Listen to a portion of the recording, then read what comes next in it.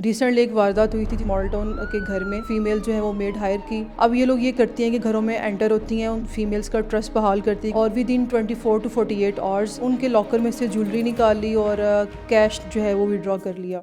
Urdu point की videos देखने के लिए हमारा चैनल सब्सक्राइब कीजिए और बेल के आइकन पर क्लिक कीजिए ताकि आप हमारी तमाम आने वाली वीडियोस से बाखबर रह सकें।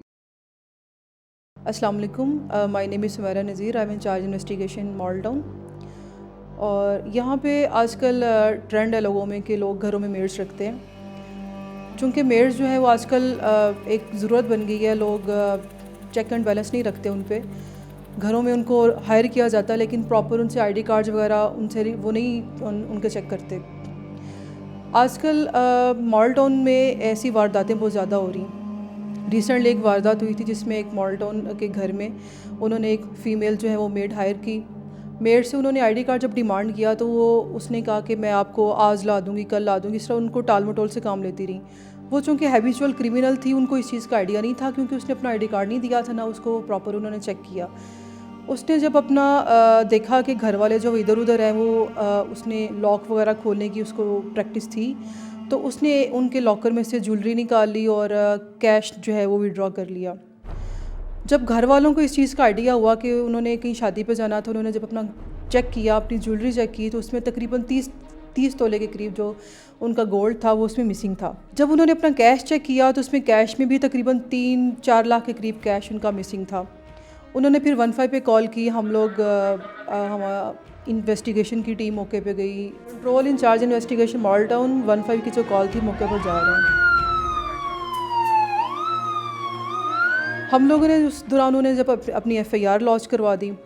प्रॉपर जब इन्वेस्टिगेशन स्टार्ट हुई तो हमें हमारे नोटिस में ये आया कि जो घरेलू मुलाजमाएँ थीं उनकी उस दिन के बाद से वो एंट्रेंस नहीं थी घर पे। और घर वालों ने भी हमें ये बताया कि जो घरेलू मुलाजमाएँ थीं उनकी एक्सेस थी वहाँ तक, लॉकर्स तक। और घर में उनके चूँकि उस दौरान कोई और नहीं आया था, इसलिए वो उनको ये था कि ये जो हमारी मुलाजमा हैं, हमें डाउट है कि कहीं ये लेकर गई हैं। लेकिन चूँकि आईडी कार्ड का इशू था, आईडी कार्ड उनके पास कोई नहीं था, उनकी आइडेंटिटी नहीं थी, तो इस दौरान इस वजह से हमें थोड़ा सा प्रॉब्लम आया कि हम उनको ट्रेस नहीं कर पा रहे थे। फिर हमने इन्वेस्टिगेशन अपने तरीके से स्टार्ट किया। हमने फोरेंसिक्स को साथ इन्वॉल्व किया। फोरेंसिक्स के थ्रू हमने उनके फिंगरप्रिंट्स वगैरह लिफ्ट किए और बाकी जो कैमरास को हमने चेक किया, उससे हमने एक ट्रेल बनाई। ट्रेल जो है वो हमें उन तक लेकर गई, उन फीमेल्स क्रिमिनल्स तक।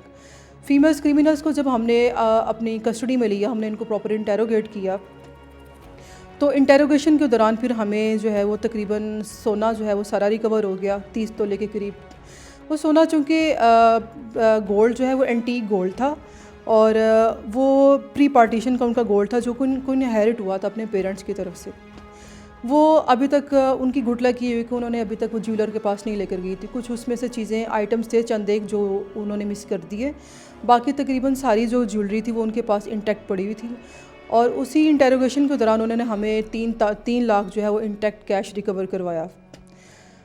इससे हम लोगों को ये बताना चाहते हैं कि जो भी घरों में फ़ीमेल्स हायर करें, चाहे वो जिस भी एज के हों, एटलीस्ट आईडी कार्ड्स उनके प्रॉपर चेक किए जाएं, उनका सीआरओ रिकॉर्ड चेक करवाया जाए, आप थाने में उसकी एंट्री करवाएं। और आप लोग इसमें ये इंश्योर करें कि आप जो घर पे फ़ीमेल्स रख रहे हैं, चाहे क्योंकि वो आपके घर के भेदी हो जाते हैं, तो उनका आपको चेक एंड बैलेंस रखना चाहिए कि वो लोग कहाँ रहते हैं, कहाँ से आ रहे हैं। ये जो मैं आपको जिस इंसिडेंट के बारे में बता रही हूँ, इनको कुछ आइडिया नहीं था कि ये लोग कहाँ रहते थे। ये जब हमने इनको चेक किया तो हमने ड्यूरिंग इन्वेस्टिगेशन हमें ये पता चला कि ये लोग किसी घर पे रेंट पे रह रहे हैं। वो घर भी छोटा सा, वो भी बिल्कुल कैंची के इलाके में अंदर कहीं जाके 2 कमरों का उनके पास मकान था। और ऐसे जो घर होते हैं जो रेंट पे दिए जाते हैं, उनकी किरायानामा भी नहीं होता, किराएदारी भी रजिस्टर्ड नहीं होती। तो ऐसे लोगों को पुलिस के लिए ट्रेस करना बहुत मुश्किल काम होता है। और इसमें फिर हम लेटेस्ट टेक्नोलॉजी जो है उसको यूटिलाइज़ करते हुए, जैसे हमने फोरेंसिक्स को इन्वॉल्व किया, फिर हम उन तक पहुँचे तो उन्होंने हमें ये सारी रिकवरी करवा कर दी। और इससे हम लोगों को ये जो है वो कहना चाहते हैं कि आप प्लीज़, आप लोग जो भी घरों में फ़ीमेल्स हायर करते हैं, आप उनको प्रॉपर चेक किया करें, उनके आईडी कार्ड्स चेक किया करें, उनके एटलीस्ट कोई गारंटर ज़रूर साथ रखें, ताकि खुदा न खास्ता आपके साथ कोई ऐसा इंसिडेंट होता है तो आप एटलीस्ट गारंटर तक तो पहुंच सकें। और गारंटर जो है वो भी आप कोशिश करें कि लोकल हो। इससे पहले जब एक ट्रेंड चला था कि फ़ीमेल जो मेड्स होती थी घर पे, वो ये करते थे कि वो किसी मेल पर्सन के साथ इन कांटेक्ट होती थी, और जैसे ही वो घरों में थोड़ा सा उनका ट्रस्ट बहाल करती थी तो वो अपने जो है वो मेल पर्सनस को कॉल करती थी और वो आके घर का सारा सफाया करके चले जाते थे। लेकिन अब रिसेंटली ये हुआ है कि ये ट्रेंड चेंज हो गया। इसमें ये मेल्स को कम इन्वॉल्व करती हैं, सिर्फ उनको इस हद तक इन्वॉल्व करती हैं कि उनसे कोई प्रैक्टिस कर ली या उनसे कोई इन्फॉर्मेशन ले ली कि हमने लॉकर्स वगैरह को कैसे ब्रेक करना है। अब चूँकि ये ट्रेंड जो है वो थोड़ा सा चेंज होने की वजह से फ़ीमेल्स जो हैं वो ज़्यादा एक्टिव हो गई इन क्रिमिनल एक्टिविटीज़ में।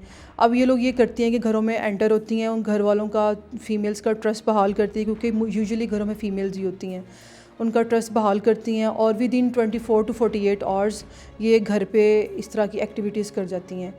और उसमें स्पेशली ये लॉकर्स खोलना और लॉकर्स को कैसे कीज़, अगर वो कीज़ को ग्रैब करना, लॉकर्स को ब्रेक करना, ये एक एक्सपर्ट्स होती हैं इन मामलात में।